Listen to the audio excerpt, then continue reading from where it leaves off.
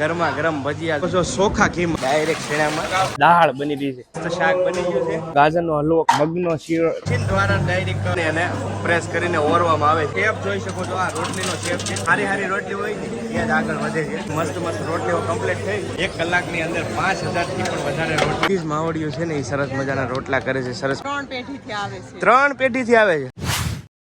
હર હર મહાદેવ. તો મિત્રો ફરી એક નવા વિડીયોમાં સ્વાગત છે. તો અત્યારે હાલ ફિલહાલ આપણે આવી ગયા છીએ જે પરિક્રમા દરમિયાન જે ભવ્ય રસોડું, સૌથી મોટું રસોડું હોય છે ને એ જગ્યાએ, જ્યાં આઈ શ્રી ખોડિયાર માતાજીનું રાજકોટ ગ્રુપ તરફથી સૌથી મોટું રસોડું હોય છે.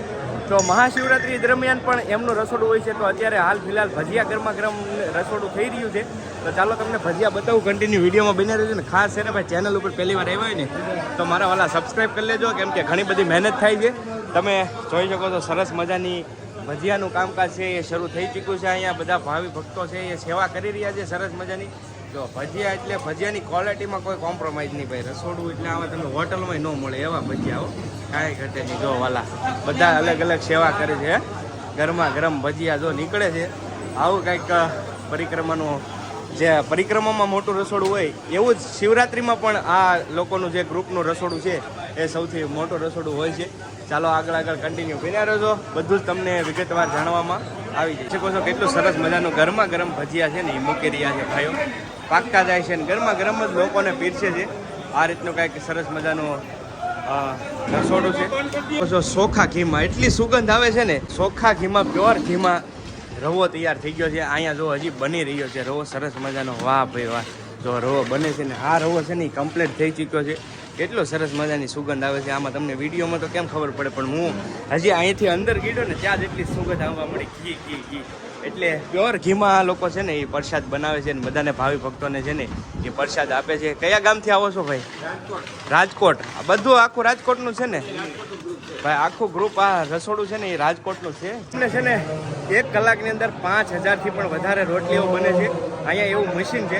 તો ચાલો એમનો પણ તમને બતાવું કઈ રીતનું કામ કરે છે, શું છે, કઈ રીતનું છે. અહીંયા છે ને લોટને ડાયરેક્ટ તમે નિહાળી શકો છો. મશીન દ્વારા ડાયરેક્ટ બાંધવામાં આવે છે કમ્પ્લીટ મશીનથી. અને ત્યારબાદ રોટલી બનવા માટે અહીંયા તમે આ રોટલીનું આખું મશીન છે, હું તમને બતાવું. અહીંયા તમે જોયું, અહીંયા રોટલી છે ને ઓરવામાં, લોટ છે ને એને પ્રેસ કરીને ઓરવામાં આવે છે. ત્યારબાદ આગળ રોટલી બનવાની પ્રોસેસ છે એ પણ તમને બતાવું. અહીંયા તમે જો રોટલીને જે સાદો નોર્મલ લોટ લગાવવામાં આવે છે રોટલી બનાવવા માટે, એ પણ ઓટોમેટિક જ સિસ્ટમ છે. તમે નિહાળી શકો છો. આ છે ને આખું મશીન છે. અહીંયા આમાં તમે શેપ જોઈ શકો છો. આ રોટલીનો શેપ છે, એનાથી જ આખો રોટલી છે એ કમ્પ્લીટ થતી હોય છે. પ્રેસ કરીને રોટલીની કટિંગ કરે. આવી રીતે કંઈક પટ્ટો આવે છે લોટનો. પહેલાં આ પ્રેશર છે. આગળ તમે જોઈ શકો છો રોટલીનો જે પ્રેસ થઈને મશીન ઉપર આવી રીતે કંઈક આવતી હોય છે.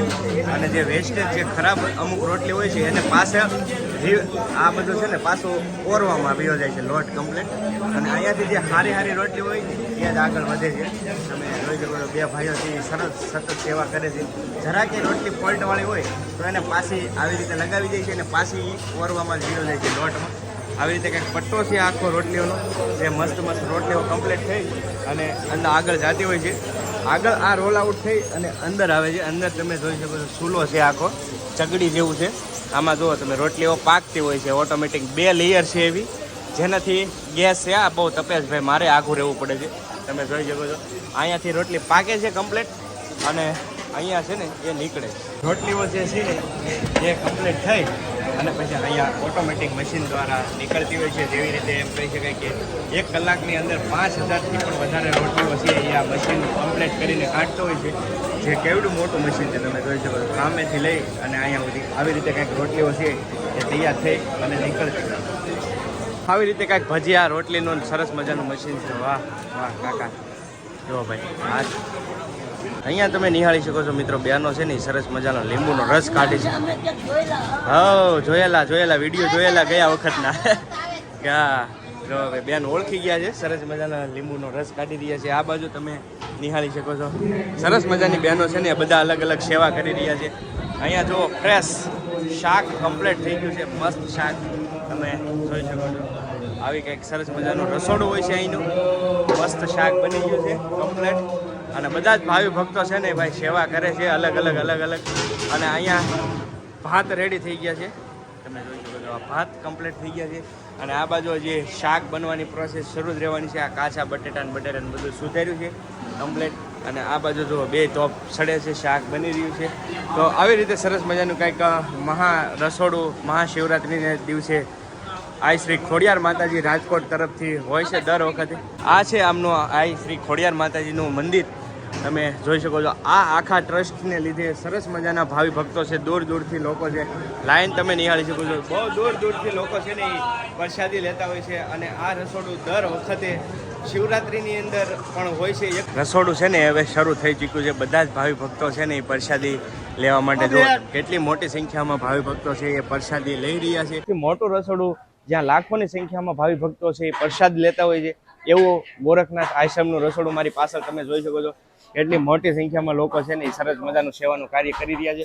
ચાલો તો કન્ટિન્યુ બિનારો બતાવું. મિત્રો જોઈ શકો છો ડાયરેક્ટ શેણામાં ગ્રેવી કમ્પ્લીટ, શેણા 100 ગ્રામ કમ્પ્લીટ. શેણાનું શાક કમ્પ્લીટ થઈ ગયું છે મસ્ત. ડાયરેક્ટ ગ્રેવી નાખી દીધી છે.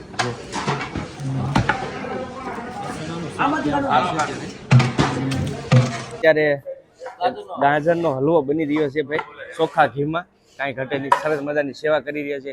અને ભાઈ છે એ મગનો શીરો બનાવી રહ્યા છે. આ બધી જ વસ્તુ તમે જોઈ શકો. આ તૈયાર થઈ ગયો છે ને કમ્પ્લીટ, મગનો શીરો કમ્પ્લીટ થઈ ગયો છે. તો આ રીતનો કંઈક મગનો શીરો બને છે. તો સરસ મજાનું આ રીતનું બધું છે. અહીંયા તમે જોઈ શકો છો દાળ બની રહી છે. કેવડો મોટો ટોપ છે તમે જોઈ શકો છો. કમ્પ્લીટ દાળ તૈયાર થઈ ગઈ છે. જો મસ્ત દાળ બની ગઈ છે કમ્પ્લીટ. અને આ બાજુ જુઓ તો તમે ચણાનું શાક કમ્પ્લીટ થઈ ગયું છે. આખો ટોપ ભર્યો છે. સામે પણ શાકનો ટોપ ભર્યો છે. તો આવું સરસ મજાનું ભવ્ય રસોડું છે. ચાલો આગળ બન્યા તમને બતાવું કઈ રીતનું છે. આજે મિત્રો તમે જોઈ શકો છો ગાજરનો હલવો કમ્પ્લીટ થઈને માવો નાખીને હલવો છે ને કમ્પ્લીટ થઈ જાય છે. બાકી આ બધા તમે જોઈ શકો છો બધા અલગ અલગ મશીન છે. આ ગાજર પીલવાનું મશીન છે, મરચાનું, ટમેટાનું, બધા જ અલગ અલગ મશીન છે. આ બધું જ કમ્પ્લીટ થઈ ચૂક્યું છે. અહીંયા તમે નિહાળી શકો છો કોથમરી કટિંગ કરી રહ્યા છે ભાઈઓ, ઝૂડિયું ને ઝૂડિયું. અને બકાલાની વાત કરીએ તો જુઓ ટમેટા મરચાં અને એકદમ ફ્રેશ બકાલું.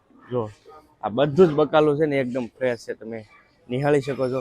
અને આ કંઈક રસોડાની અંદરનું ગોડાઉન છે જે બધો માલ સામાન સ્ટોરેજ કરવામાં આવે છે.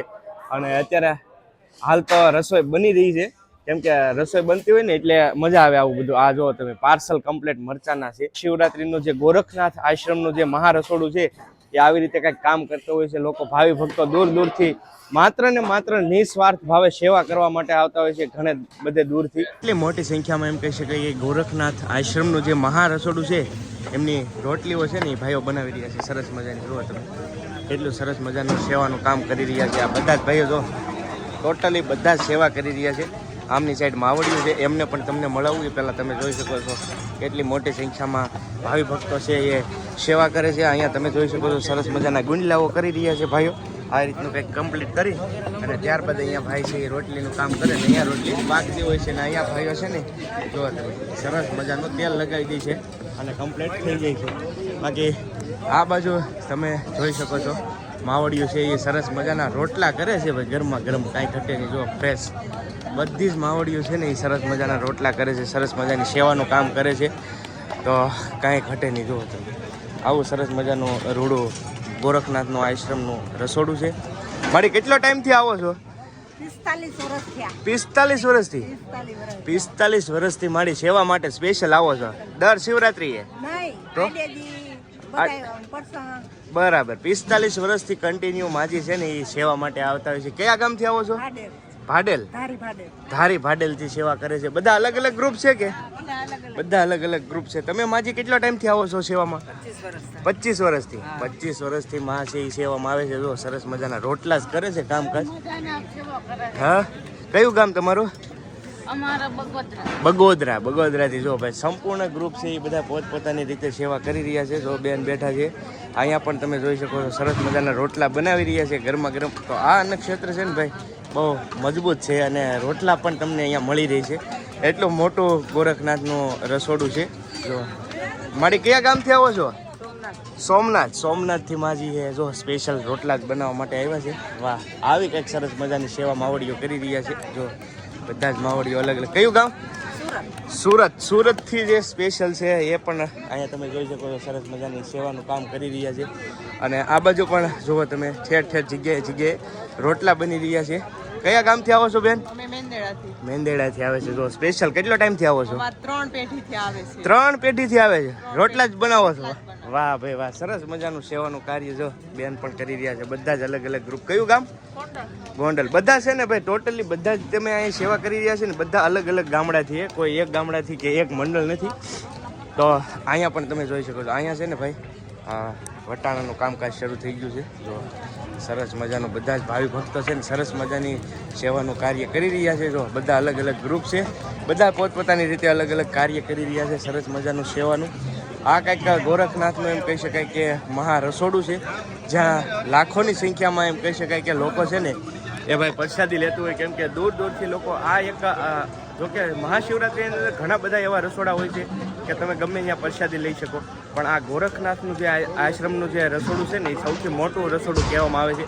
કેમ કે અહીંયા લાખોની સંખ્યામાં મહાશિવરાત્રિના દરમિયાન ભાવિ ભક્તો છે એ પ્રસાદી લેતા હોય, એટલે મોટી સંખ્યા. અને આજે મિત્રો તમે નિહાળી શકો છો, આ છે ને સાઈઝ છે. જો પાઉસ તો જો ચાસના પાઉસ જો કેટલા જબરજસ્ત પાઉસ. આ બધા ફ્રેશ સાઈઝ તમને અહીંયા મહાશિવરાત્રિની અંદર એકદમ નિઃશુલ્ક ભોજન. એટલી ભાવિ ભક્તો મોટી સંખ્યામાં હોય છે, સેવા કરતા હોય છે. અને એકદમ ફ્રી ઓફ કોસ્ટ બધું જ વસ્તુ તમને અહીંયા મહાશિવરાત્રિની એમાં મળી જતું હોય છે. તો આ હતી ભોજનાલય. અને હવે આપણે જઈએ છીએ ગોરખનાથનો આશ્રમ છે ને ત્યાં. તો આ છે કંઈક આશ્રમ, તમે જોઈ શકો છો, ગોરખનાથ આશ્રમ. અને અહીંયા સરસ મજાનો બાપુનો આશ્રમ છે. અને આ એમનો એન્ટ્રી ગેટ છે. આ બાજુ રસોડું અને આ બાજુ આશ્રમ. તો બહુ મોટી સંખ્યામાં ભાવિ ભક્તો છે એ પ્રસાદી લેતા હોય છે. અને ચાલો હવે આગળ જઈએ ને તમને બતાવું. ગોરખનાથ આશ્રમ છે, એમનું અંદર શૂટિંગ અલાવ હશે તો બતાવીશ. બાકી તો તમે રસોડું તો જોયું છે. આ છે ને આખો આશ્રમ છે બાપુનો સરસ મજાનો. અને બહુ જબરજસ્ત આશ્રમ છે. અહીંયા પણ તમે જોઈ શકો છો અખંડ ધૂણો છે બાપુનો. અહીંયા તમે મિત્રો જોઈ શકો છો ગોરખનાથ મંદિર છે આખું. આશ્રમની અંદર તમે જોઈ શકો છો સરસ મજાનું સંતવાણીનું એમ કહીએ કે બધા મોટી સંખ્યામાં ભાવિ ભક્તો છે ને સરસ મજાનું સંતવાણીનું રસપાન કરી રહ્યા છે. અને સામે તમે નિહાળી શકો છો બાપુ છે. અત્યારે હાલ ફિલહાલ જે મહંત છે એ છે, તમે નિહાળી શકો છો. અને સરસ મજાનું આવી રીતનું કંઈક સરસ મજાનું ગોરખનાથનું આશ્રમ છે. શેરનાથ બાપુના આશ્રમમાં ગોરખનાથ આશ્રમ છે, ત્યાં બધા જ ભાવિ ભક્તો છે પ્રેમથી ભાવથી જુઓ તમે સરસ મજાનું સંતવાણીનું રસપાન કરી રહ્યા છે. જે મહાશિવરાત્રિ દરમિયાન ભાવિ ભક્તોનો છે ને ભાઈ અલગ જ એક અનેરો આનંદ હોય છે. જગ્યાએ બધી જગ્યાએ ટોટલી જગ્યાએ સંતવાણીના પ્રોગ્રામ શરૂ હોય છે. તો આ રીતનો કંઈક બાપુનો આ અખંડ ધૂણો છે. તો મિત્રો આજે આપણે રસોડું જોયું એ ગોરખનાથ આશ્રમનું જે મહા રસોડું છે એ તમને દર્શન કરાવ્યા છે. આશા કરું છું રસોડું ગમ્યું હશે અને વિડીયો ગમ્યો હશે. તો ખાસ વિડીયો ગમ્યો હોય તો કમેન્ટની અંદર હર હર મહાદેવ લખી નાખજો. અને ખાસ ચેનલ ઉપર પહેલી વાર આવ્યો હોય તો સબસ્ક્રાઈબ કરવાનું ભૂલતા નહીં. અને વિડીયોને એક લાઇક કરી દેજો. મળીએ બીજા બ્લોગ સાથે. ત્યાં સુધી બધાને હર હર મહાદેવ. જય ગિરનારી મહાદેવ.